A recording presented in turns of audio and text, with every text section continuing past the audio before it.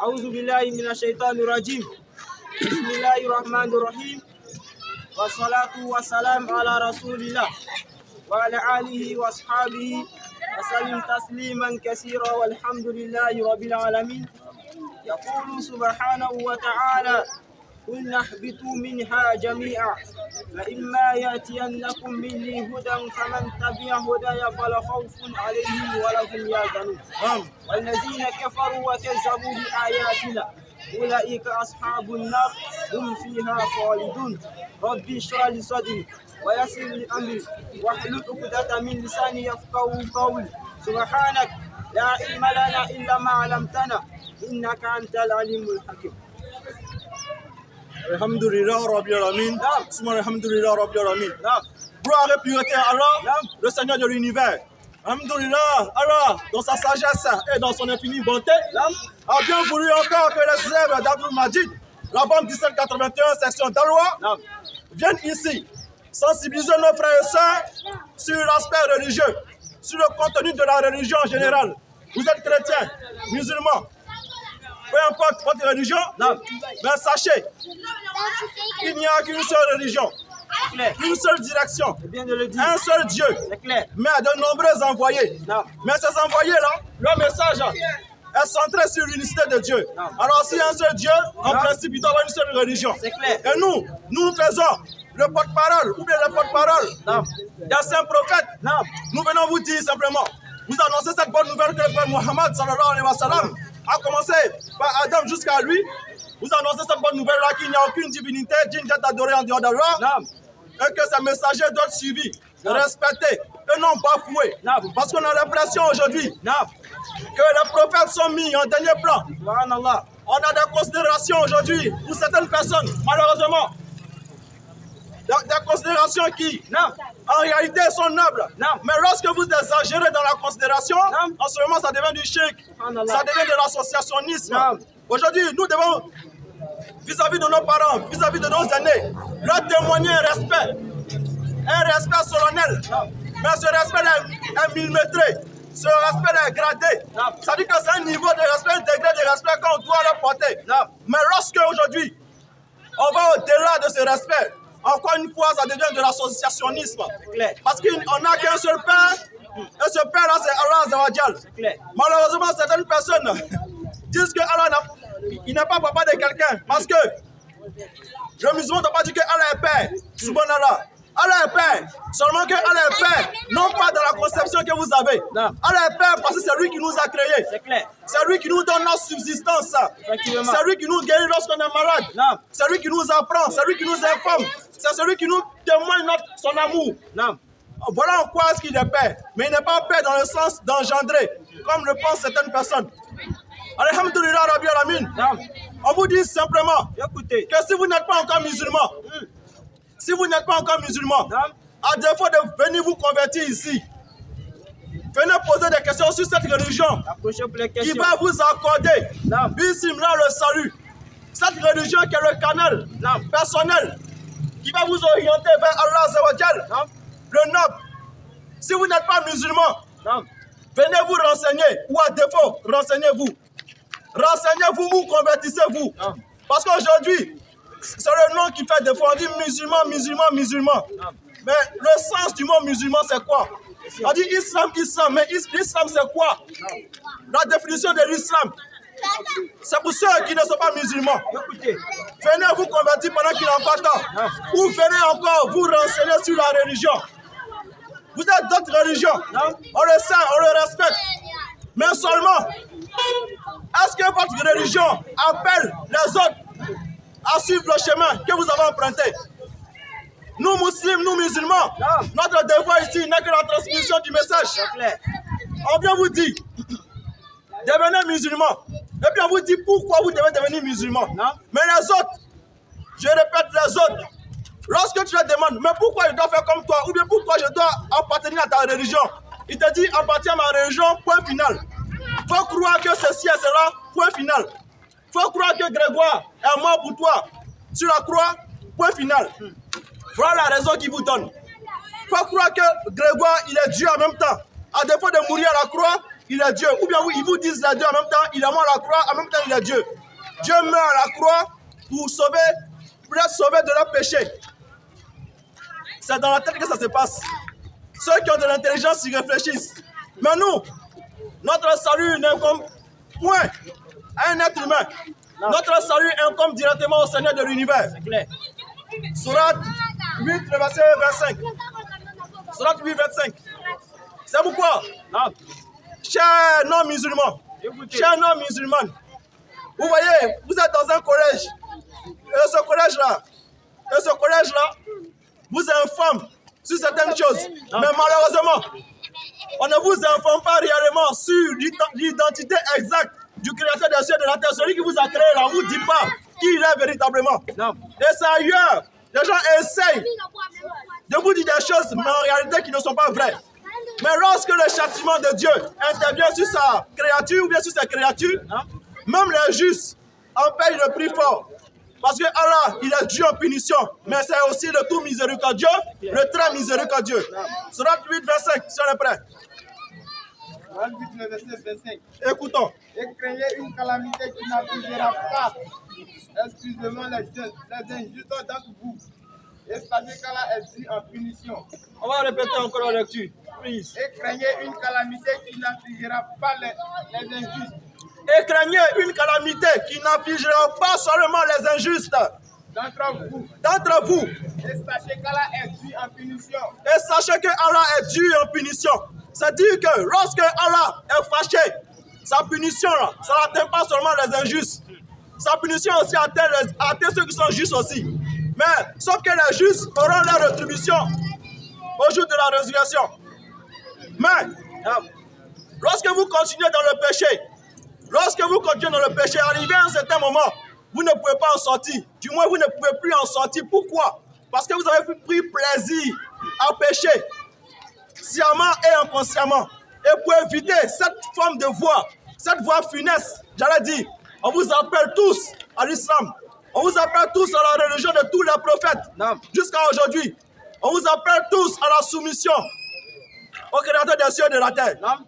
Mais les frères, écoutez, les sœurs, si la société aujourd'hui n'a pas de repères, si la société aujourd'hui n'a pas de guide, entre guillemets, c'est parce que ceux-mêmes qui sont censés orienter la société, ceux qui sont censés guider la société, eux-mêmes, se sont laissés corrompre.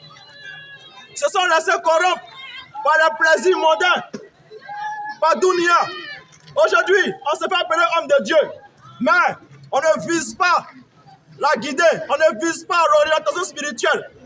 On n'emmène pas les gens véritablement à la crainte d'Allah. On est homme de Dieu aujourd'hui pour de l'argent. On est homme de Dieu aujourd'hui parce qu'on peut nous faire des dons à tout moment. On est homme de Dieu aujourd'hui parce qu'on reçoit les fils d'Abilillahi. Entre parenthèses, un monde. On est homme de Dieu aujourd'hui parce que on aime ce monde-là. On aime le plaisir de ce monde-là. On se fait appeler imam. On se fait appeler pasteur. On se fait appeler prêtre, évêque, etc., etc. Mais lorsque vous amenez des gens, des personnes vers une orientation spirituelle qui est différente de ce que dit le Coran, en ce moment, sachez que vous allez en rendre compte. Vous allez en répondre, c'est sûr. Vous allez en répondre. Pourquoi vous allez en répondre? Parce que la guidée a été donnée. Le droit schéma a été montré. Le mauvais schéma a été montré. C'est l'homme maintenant aujourd'hui qui se disperse dans son adoration. Allah dit que vous êtes dispersés dans votre adoration. Vous n'êtes pas concentrés. Pourquoi vous n'êtes pas concentrés? Parce que pendant qu'on est en train de prier, on a des idées ailleurs. Et j'ai dit tout à l'heure ici, on ne vous enseigne pas ce que vous devez savoir véritablement. Le vrai diplôme que vous devez avoir dans ce collège-là, ce n'est pas le BPC, encore moins le bac. Ou d'abord le bac et puis aller avoir le diplôme universitaire. Le vrai diplôme que tout être humain doit avoir. C'est quoi le vrai diplôme? Abedi, ça va? C'est quoi le vrai diplôme que l'homme doit avoir? J'ai surprise, non? Alhamdoulilah. Le vrai diplôme que l'homme doit avoir, c'est la connaissance de son Dieu. La connaissance exacte de son Dieu. Et cette connaissance exacte-là, Allah nous dit dans le Noble Coran. Allah se définit dans le Noble Coran. Pourquoi il se définit dans le Noble Coran? Parce qu'il sait très bien que l'homme va avoir des idées, L'homme va avoir des interprétations. L'homme va faire des amalgames sur son identité. C'est pourquoi il s'est défini clairement. Il dit c'est lui alors. Point de divinité à part lui. Le vivant. Celui qui subsiste par lui-même. Al-Qayoum. Ni sommeil, ni somnolence se le saisissent. Alors c'est défini ici. On va préparer la sourate 4, le verset 143. Donc on ne vous dit pas tout à l'école. On ne vous apprend pas tout à l'école. Papier de blanc là, vous pouvez obtenir le diplôme de papier de blanc. Mais rien ne garantit que vous allez travailler. Et même si vous travaillez, rien ne garantit qu'en dehors de ce travail là. C'est bon? Allons-y, on va continuer plus tard. 24, verset 143. Écoutez ce verset là. Ils sont indécis Ils sont indécis. entre les croyants et les mécréants. Eux là, ils ne sont pas s'ils sont musulmans, ou bien ils ne sont pas s'ils sont chrétiens, ou bien ils ne sont pas s'ils sont bouddhistes. Ça dit, ils sont comme ça, ils sont partagés. Tantôt tu le vois à la mosquée, tantôt tu le vois à l'église, tantôt tu le vois chez les gens qui jettent Corée là. Allons-y. N'appartenant ni aux uns ni aux autres. Ils n'appartiennent ni aux musulmans ni aux chrétiens. Oui. Or, quiconque Allah égare, On dit celui que Allah a égaré là, oui. jamais tu ne trouveras de chemin pour lui. Jamais tu ne trouveras de chemin pour lui. Ça dit qu'on ne peut pas le guider encore parce qu'Allah l'a déjà égaré. Pourquoi Allah égare les gens? Allah égare les gens parce que les hommes ont voulu. Ces gens l'ont voulu. Donc Allah les a facilité la tâche. Allah dit c'est moi Allah. Point de divinité en dehors de moi. Tu dis oui c'est toi Allah. Je reconnais que c'est toi Allah parce qu'il y a un Dieu créateur de ciel et de la terre. Mais je vais suivre un être humain qui va m'accorder le salut. C'est l'égarement. Allah te dit bon comme c'est ça, va aussi te faciliter l'égarement. Mais ceux qui sont les bien guidés, les meilleurs guidés, ceux que Allah prend pitié, c'est ceux-là qui se repentissent après avoir commis des erreurs. C'est ceux-là qui se repentissent chaque fois pour se rapprocher de leur Seigneur. C'est pourquoi on vous dit, quel que soit le diplôme, si vous ne connaissez pas Allah Zawajal, si vous ne savez pas qui il est, en ce moment, vous n'avez rien. Parce que votre diplôme ne va pas vous servir à quelque chose. Regardez un peu ceux avec qui vous étiez l'année passée, ou bien il y a 2 ans, 3 ans de cela. Certains parmi eux sont partis, ils ne sont plus. Dieu les a rappelés. Vous croyez que vous étiez plus intelligents que eux? Pas possible. Ils avaient des qualités. Ils avaient des dons exceptionnels. Ils étaient plus intelligents que vous-même peut-être. Mais Allah les a rappelés. C'est-à-dire que vous là, vous n'êtes rien. Le décret d'Allah peut s'avérer, c'est-à-dire peut être pris tout à l'heure. Et puis c'est fini.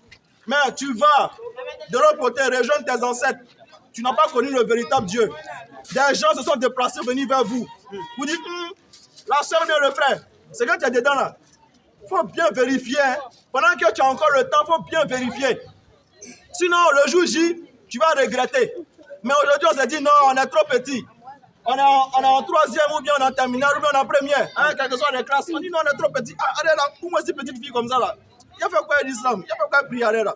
Comment moi, ce petit garçon comme ça là? Tu n'as pas le temps, allez là, on se cherche. Allez là, on se cherche. Approchez pour les questions. On se cherche, d'après eux-mêmes. C'est quand vous allez vous retrouver que vous allez connaître Allah Azawajal. Subhanallah. Subhanallah. On n'est jamais trop petit ou trop petite pour adorer son Seigneur. On n'est jamais trop petit ou trop petite pour s'orienter vers ce que Allah Azawajal dit. Il a envoyé les prophètes. Il a envoyé les messagers pour nous orienter tous, les frères. Donc, si le message ici est lancé, on vous dit convertissez-vous à l'islam, devenez musulman, ensuite on va vous apprendre les rites de la prière. Vous dites non, moi si je viens trouver mes parents comme ça, donc je les suis. Ceux-là même là, c'est qu'ils font là-bas là. C'est chose des musulmans, hein. Moi je ne suis pas dedans. Hein. C'est pour les musulmans. Moi chrétien ou bien bouddhiste, je ne suis pas concerné. Subhanallah. Mais le frère ou la soeur chrétienne ou bien bouddhiste, je ne suis pas concerné en quoi?